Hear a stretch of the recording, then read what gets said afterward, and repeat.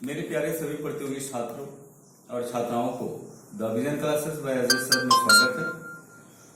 और अभी हम देखें कि पीटी एग्जाम कई लोगों का बिहार दरोगा का हुआ है। पीटी में कई लोग रिजल्ट दिए हैं और हमारे विजन क्लास से भी बहुत से ऐसे छात्र और छात्राएं हैं जिन्होंने पीटी एग्जाम को क्वालिफाई किया है, क्रैक किया है। और कई ऐसे जो लोग हैं जो आज बिहार दरोगा में हमारे यहाँ से गए हुए हैं। तो आज हम उसी पर फोकस करेंगे। और बीच में कुछ अंतराल ज्यादा हो गया, गैपिंग हो गया, जिसका कारण था समय का अभाव। लेकिन लॉकडाउन के कारण हमें फिर से आना पड़ा है आपके सामने। और हमेशा कोशिश करेंगे कि हम आपके सामने रहें और जो भी आपकी परेशानी है, जो भी आपकी समस्याएं हैं, उस समस्याओं को निदान करें। सबसे पहले हम ये देखेंगे कि बिहार पुलिस सब इंस्पेक्टर, चाहे बीपीएससी हो या ये हो या और भी रेलवे हो, तो कुछ ऐसे प्रश्न होते हैं जो जिसको हम कहते हैं ट्रेडिशनल क्वेश्चन। तो आज हम फोकस करेंगे ट्रेडिशनल क्वेश्चन। लेकिन कई बार होता है कि हमारे ऐसे गाइडलाइन हो जाते हैं जिसको हम भटक जाते हैं, समझ में नहीं आता है कि आखिर हमें तैयारी कैसे करनी चाहिए। जैसे पिछले बार से अगर रेलवे को देखा जाए, ग्रुप डी को देखा जाए, तो कई बच्चे आए एग्जाम देके बोले कि सर इस तरह की बातें आ रही है कि बिल्कुल पैटर्न चेंज हो गया है। मैं कहना चाहूंगा कि पैटर्न वैटर्न कुछ चेंज नहीं होता है, सिर्फ क्वेश्चन सिलेबस नहीं चेंज नहीं होता, बल्कि वह सिलेबस में से वहीं से प्रश्न उठाता है जहां पर हमारा ध्यान नहीं गया होता है। हमें उसी को क्या करना है कि उसी को देखना है कि आखिर ट्रेडिशनल प्रश्न जो पहले आते थे, क्या उसके अगल बगल में कोई प्रश्न रह तो नहीं गया, कोई छूट तो नहीं गया। क्योंकि बहुत प्रश्न हो चुका है, बहुत सारे एग्जाम हो चुके हैं और धीरे धीरे लोगों ने रट लिया। अब क्या होता है कि जो भी एग्जामिनर होता है कोशिश करता है कि हम अच्छे से अच्छे परफॉर्मेंस दे पाए। तो आज हम चलते हैं ट्रेडिशनल क्वेश्चन की ओर और मुख्य फोकस है सब इंस्पेक्टर बिहार दरोगा, अब की बार बिहार दरोगा पार। आइए चलते हैं। सबसे पहले हम नजर डालेंगे सती प्रथा। वीडियो थोड़ा सा लंबा जाएगा। सती प्रथा की अगर बात करें तो धारा 17 के अंतर्गत 1829 में लॉर्ड विलियम बेंटिक के शासनकाल में राजा राम मोहन राय के प्रयासों से समाप्त किया गया। सभी लोग जानते हैं यह क्वेश्चन, आम कॉम्पिटिटर भी जानता है।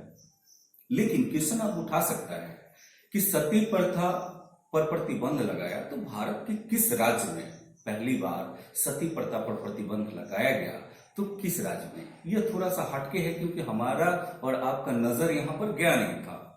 तो मैं बताना चाहूंगा कि इसका आंसर कहां है, पश्चिम बंगाल।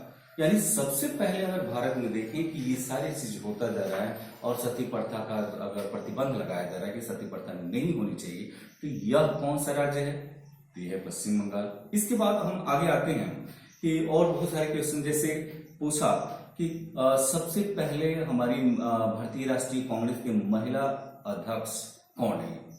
तो महिला अध्यक्ष से अधिकांश लोगों ने रख लिया। तो हमें क्या देखना है, एक तो एनी बेसेंट। सबसे पहले अगर हम देखें तो एनी बेसेंट प्रथम भारतीय राष्ट्रीय कांग्रेस के महिला अध्यक्ष है। लेकिन अगर भारतीय अगर पूछ लेता है तो भारतीय में हमें लेना पड़ता है सरोजनी नायडू। ये हम लोगों ने खूब रटा, खूब देखा, आपने भी पढ़ा। लेकिन अब हमें क्या पढ़नी है कि समय, ड्यूरेशन क्या होनी चाहिए। आखिर सरोजनी नायडू अध्यक्षता की तो कब की, ठीक है, एनी बेसेंट की तो कब की, और अधिवेशन कहाँ हुआ, यह इंपॉर्टेंट है। तो हम आपको बताना चाहेंगे कि 1917 में जो कलकत्ता अधिवेशन हुआ और उसकी अध्यक्षता किसने की थी, एनी बेसेंट, पहली महिला अध्यक्ष हैं। लेकिन यही 1925 में आते हैं और 1925 में कानपुर में भारतीय राष्ट्रीय कांग्रेस का अधिवेशन होता है और उसकी अध्यक्षता सरोजनी नायडू करती हैं। तो कंफर्म रहे। आगे हम चलते हैं। जैसे दिखेगा कि संविधान के जो आपात उपबंध है, थोड़ी सी बात कर लेते हैं, ज्यादा लंबा नहीं लेंगे, कि संविधान में आपात उपबंध का वर्णन किया गया है। कभी कभी पूछता है कि आपात, how many kinds of emergency, आपात कितने प्रकार का होता है। तो मैं बताना चाहूंगा, आपको भी पता होगा कि आपात 3 प्रकार का होता है। एक जिसे हम कहते हैं राष्ट्रीय आपात, दूसरा राष्ट्रपति शासन, और तीसरा जो होता है जिसको हम कहते हैं वित्तीय आपात, फाइनेंशियल इमरजेंसी। राष्ट्रीय आपात कब लगेगा, यानी आर्टिकल 352 यानी 352 के अंतर्गत राष्ट्रीय आपात होगा। कब? जब कोई बाहरी देश हमारे देश पर आक्रमण कर देता है। वैसी स्थिति में कैबिनेट के अनुशंसा पर इस तरह के प्रावधान होंगे। अब आता है 352 के बाद 4 बढ़ जाइए, तो 4 बढ़िएगा कितना हो जाएगा, 356। 356 में क्या है कि राष्ट्रपति शासन। राष्ट्रपति शासन कैसे लगेगा? जब किसी राज्य में क्या हो कि राज्य में किसी कारण से संवैधानिक ढंग से, संरचना से वह कानून नहीं चल पा रहा हो, या राज्य नहीं चल रहा हो, राज्य का प्रशासन नहीं चल रहा हो, तो वैसे कंडीशन में राज्यपाल अनुशंसा करता है, और राज्यपाल के अनुशंसा के बाद राष्ट्रपति शासन लागू होता है। सभी को पता है, लेकिन फिर हम आपको रिफ्रेश कर रहे हैं। इसके बाद फाइनेंशियल इमरजेंसी की बात करते हैं। हम करते हैं 360 की बात, अनुच्छेद आर्टिकल 360 360 में वित्तीय आपात की बात की गई है, और वित्तीय आपात हम देखेंगे कि यह भी कैबिनेट के अनुमोदन से ही होगा, अनुशंसा से ही होगा, और राष्ट्रपति के द्वारा। तो जैसे हमने कहा कि आपात 3 प्रकार का होता है, सभी को पता है, और इसको ज्यादा डीप में जाने की जरूरत नहीं है। सबसे ज्यादा राष्ट्रीय आपात अभी तक कितनी बार लागू हुई है, या पूछता है कि राष्ट्रपति शासन सबसे ज्यादा कहाँ लागू हुआ, या सर्वाधिक समय तक कहाँ लागू हुआ, या सबसे पहली बार कहाँ लागू हुआ, तो ये आप सभी को पता है। चलते हैं दूसरी तरफ। सबसे पहले हम संविधान को देखें कि संविधान में कौन सा ऐसा भाग है जिसमें यह 3 प्रकार के आपात की बात की गई है। ये क्वेश्चन आएगा और आने की संभावना ज्यादा है, क्योंकि पहले जो भी हमने अभी बात की है तो वह एक ट्रेडिशनल हो गया, और हमें लगता है कि वह पूछने की संभावना कम बनती है। लेकिन संविधान में जो 3 प्रकार के आपात हैं वह संविधान के किस भाग में वर्णित है, तो सभी को पता होना चाहिए कि यह भाग 18 में वर्णित है। तो आइए दोस्तों फिर चलते हैं कि इस तरह से कभी कभी इस तरह से आता है कि आपात की उद्घोषणा अगर कर दी जाती है, मान लीजिए कि आपात की उद्घोषणा कर दी गई, तो कितने महीने के अंदर संसद के द्वारा अनुमोदन होना आवश्यक है। ये क्वेश्चन बहुत ही बढ़िया है कि अगर मायदे में क्या हुआ कि इस तरह की बात हो गई, आपात की उद्घोषणा कर दी गई, तो कितने महीने के भीतर संसद के द्वारा अनुमोदन होना आवश्यक है। तो सिर्फ और सिर्फ लग रहा होगा कि आपको 6 महीने, 2 महीने, तो नहीं, सिर्फ 1 महीने। संसद को 1 महीने के अंदर क्या करना होता है, अनुमोदन करना आवश्यक होता है। इसके बाद बहुत सारी बातें हैं कि संविधान संघात्मक है, ठीक है, या एकात्मक है।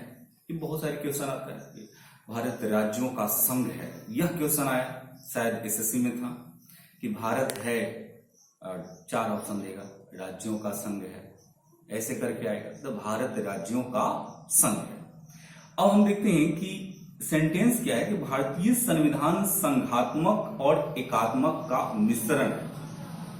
ये बात किस विद्वान ने कहा है कि संघात्मक और एकात्मक दोनों का ये क्या है कि मिक्सिंग है, मिश्रण है। और इस बात को बताया किसने, डीडी बसु।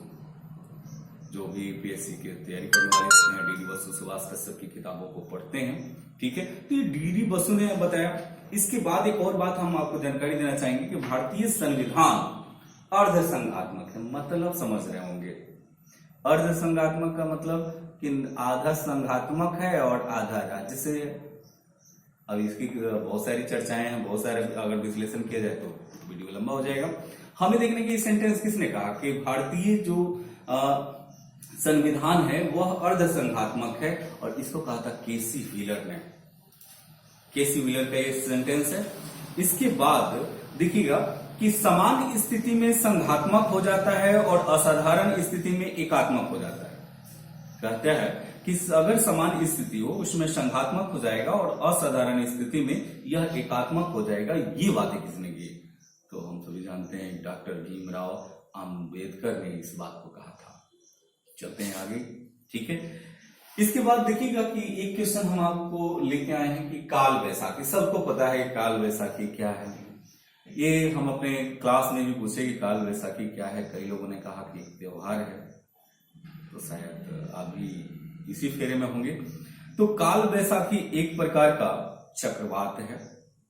जिस तरह से आप टर्नेडो के सुने होंगे, सुनामी को सुने होंगे, उसी तरह काल वैसाखी भी एक प्रकार का चक्रवात है। और चक्रवात दो प्रकार का होता है, जिसको कहते हैं चक्रवात और प्रति चक्रवात।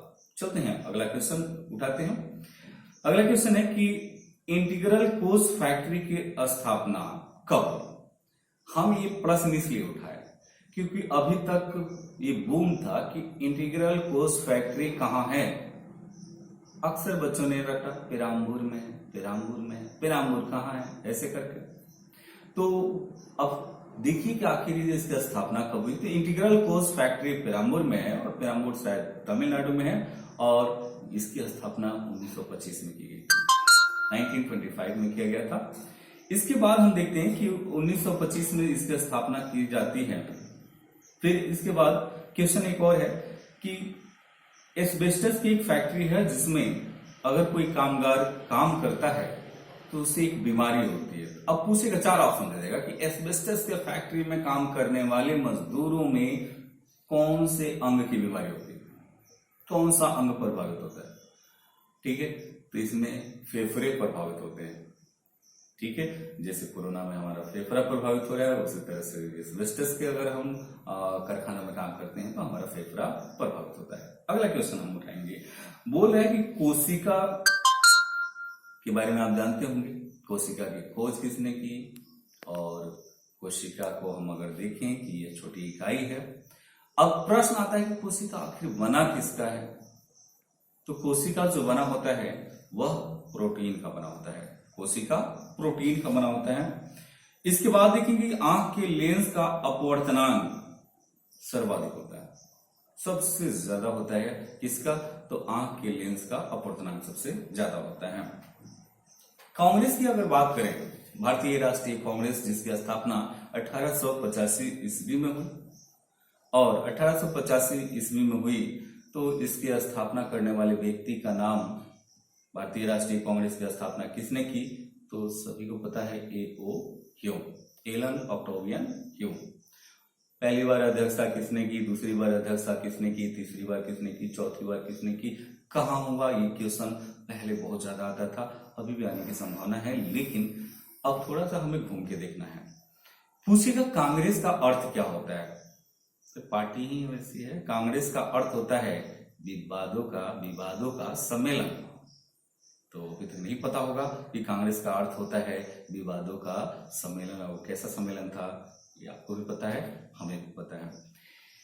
ये आज ट्रायल क्लासेस था, फिर हम मिलेंगे आपसे। और आपको फिर कहना चाहूंगा कि जल्द ही हमारे कुछ ऐसे बच्चे हैं जो बिल्कुल साथ हैं आपके, और कोशिश कर रहे हैं कि इस लॉकडाउन में आपको भरपूर फायदा दें, और कोशिश कर रहे हैं, उनकी भरपूर प्रयास है कि आप तक वो पहुंचे और आपकी पढ़ाई को कंटिन्यू रखें और आपकी सफलताओं में चार चांद लगा दें।